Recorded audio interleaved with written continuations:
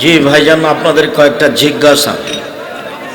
গর্ভবতী মহিলা সিয়ামের পরিবর্তে প্রতিদিন 1.5 কেজি করে চাউল দান করলে হবে? হবে, তবে নিজের গতিতে পরে করতে পারার সাহসটাই ভালো। যদি মনে করে করতে পারবো না, তাহলে প্রতিদিন 1.5 কেজি করে চাউল দিয়ে দিবে। চেয়ারে বসে নামাজ পড়া যাবে কি? না পড়াই ভালো, শরীরের গতিতে পড়া ভালো। নিষেধ করতে পারছি না, নিরুপায় হয়ে চেয়ারে বসে পড়তে পারে। আমার বাড়িতে আমি বৈঠক করতে পারবো কি? হ্যাঁ, করেন। আপনি আপনার বাড়িতে মহিলাদের, আশেপাশের মহিলাদেরকে নিয়ে বৈঠক করেন। আপনি নাকি অজ করে নিষেধ করেছেন শোনা যাবে না? না না, আমি বলেছি মহিলারা এই জেলা ওই জেলা, এ থানা ওই থানা এইটা করতে পারবে না। ওরা বাড়িতে থেকে পাড়ার মহিলাকে শিক্ষা দিবে। খাতামুন নবীন মানে নবীর পরিসমাপ্তি। যদি নবী ও রসুল আলাদা হয়ে থাকে, তাহলে খাতামুর রসুল কোথাও লেখা নেই কেন?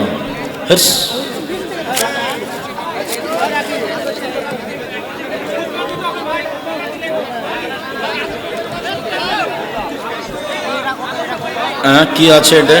মেয়ে মারা গেছেন, মেয়ে মারা গেছে, এমত অবস্থায় মা মেয়ের জন্য দান করলে মেয়ে সব পাবে কি? জি, মা মেয়ের জন্য দান করুক, মেয়ে নেকি পাবে। মানুষ মারা গেলে 3 দিনে 40 দিনে মিলাদ করে মানুষকে খাওয়া কাবিরা গুনাহ।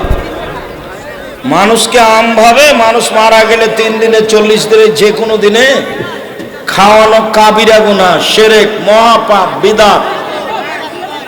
দান করতে হবে, ফকির মিসকিনকে খাওয়াতে হবে।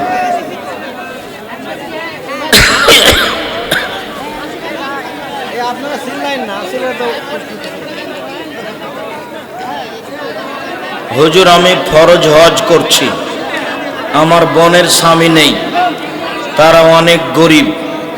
এখন আমি উমরা হজ না করে সেই টাকা তাদের দিলে কোনটা উত্তম কাজ হবে? উমরা করিয়েন না, আপনার বোনকে দেন, দেন আপনার বোন হজ করে আসে, সেটাই ভালো।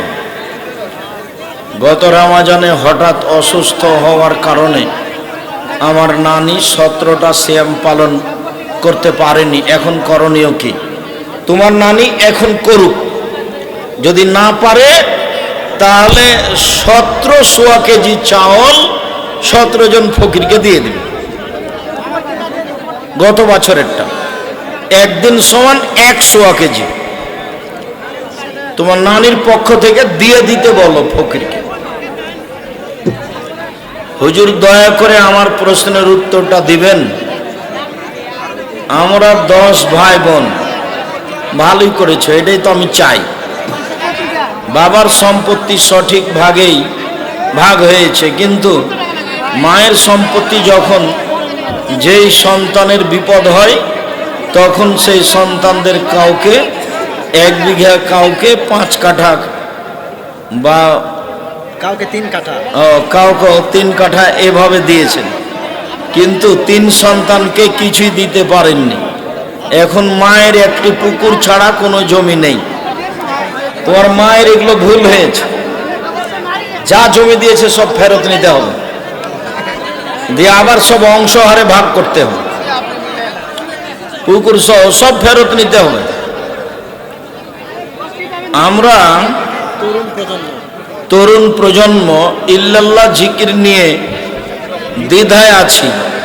দ্বিধায় থাকবা কেন? ইল্লাল্লাহ কোনো জিকির হয়? ইল্লাল্লাহ জিকির করলে গুনাহ হবে, লা ইলাহা জিকির করলে গুনাহ হবে, আল্লাহ আল্লাহ জিকির করলে গুনাহ হবে, হু হু জিকির করলে কি গুনাহ হবে? কি করতে হবে?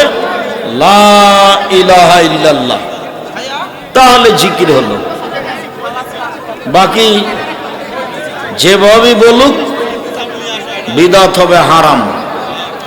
মহিলাদের ঈদের সলাতে যাওয়ার পর যেসব লোক বিশৃঙ্খলা সৃষ্টি করে তাদের উদ্দেশ্যে কিছু বলুন। কিসের বিশৃঙ্খলা সৃষ্টি করে? এখানে মেয়েরা গিয়েছিল, এদেরকে আবার বাড়িতে পাঠাই দিছে ব্যবস্থা থাকার পরেও। মহিলাদেরকে ঈদের মাঠে যেতেই হবে। যারা পাঠিয়ে দিয়েছে তারা অন্যায় করেছে।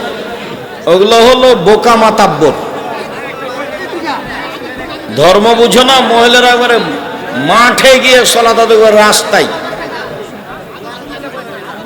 যেখানে সম্ভব ঈদের মাঠে না ধরলে স্কুল মাঠে নিয়ে যাবেন।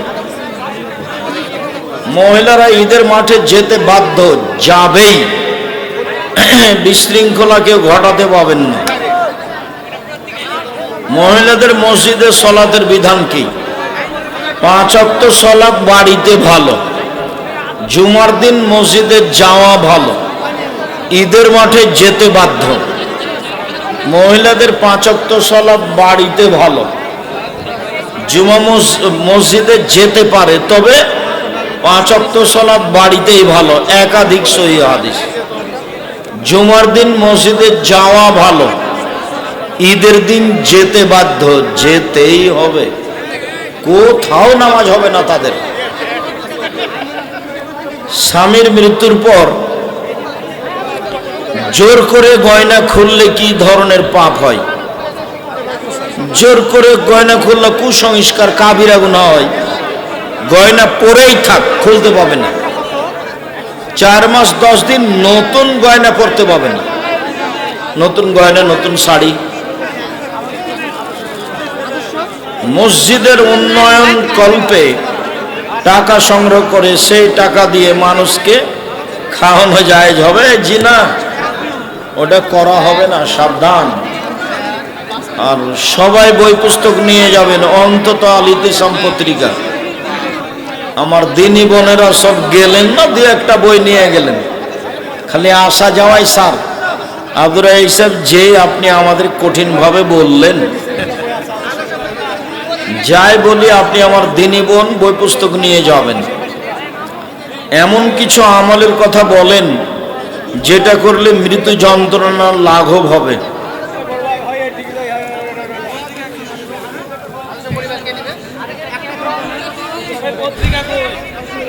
নির্ধারিত কোনো আমল নেই।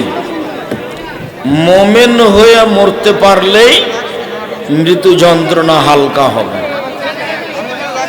মোমেন। তাছাড়া মরণের যন্ত্র কঠিন হবে। মরণ একদিন আসবে, একটা বই আছে এখানে, মরণ একদিন আসবেই। ওই বইয়ে মরণের বিবরণ দেওয়া আছে, মরণ যন্ত্রণার বিবরণ দেওয়া আছে। বইটার নাম মরণ একদিন আসবেই। এটা নিয়ে যান, বারবার পড়েন।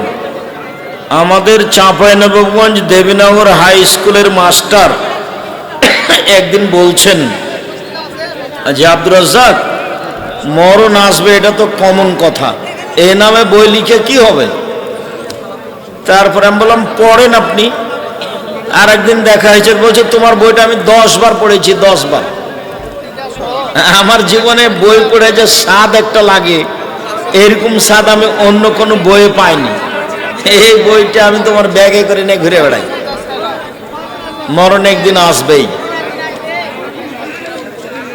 শবে বরাত পালন করা বিদআত, জি, করা যাবে না, সাবধান। তুরস্ক, চীন, বাংলাদেশ সহ বিভিন্ন দেশে প্রতিনিয়ত ভূমিকম্প হওয়ার খবর। জি, ভূমিকম্প আরো বাড়বে। 3টা কারণে।